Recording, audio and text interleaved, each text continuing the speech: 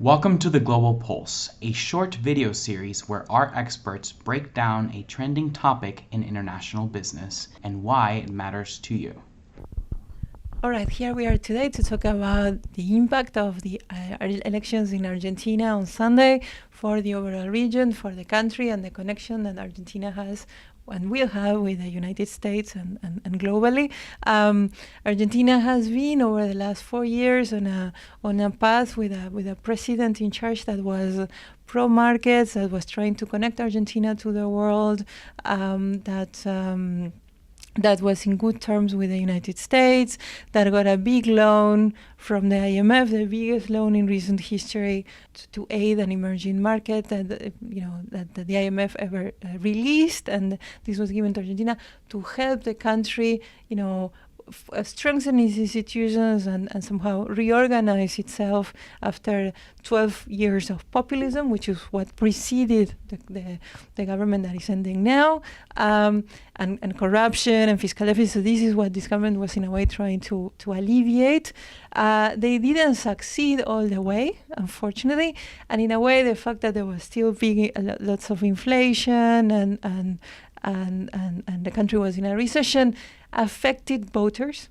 Voters decided again to elect a populist government again. And this populist government is a bit of a mix in terms that there is the president-elect is someone that is moderate and nobody knows very well because he was never in big charges before. The vice president is someone that is well known because he was the former president of the country and someone that has at least 10 to 15 causes of corruption in the judiciary right now. So she's extreme. She sympathizes with Maduro. She was a friend of Chavez. What do we expect from this? Well, it could be that this loan from the IMF doesn't get paid, that the country decides to default because they don't want to go by the rules of the IMF. That's possible, that's very likely. The country right now is on technical default, meaning that if they still wanted to service the payments that they have to pay next year, they won't be able to because they need to restructure. I think the IMF was willing to do this, but with the new government, maybe those terms are going to be very hard or tough to agree on. So potentially there's not going to be any agreement. Potentially the country's going to enter in default. How this affects the country? Well, if you ever get shut down for credit markets, the country's going to enter into a deep recession. It's going to shut down.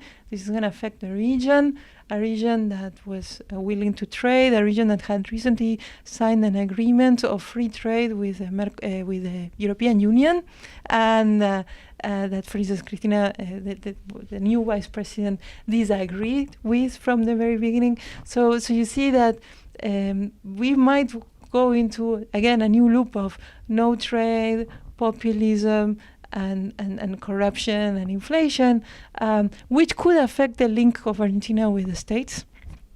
Not only because of the link with the IMF, but in general in terms of ideology.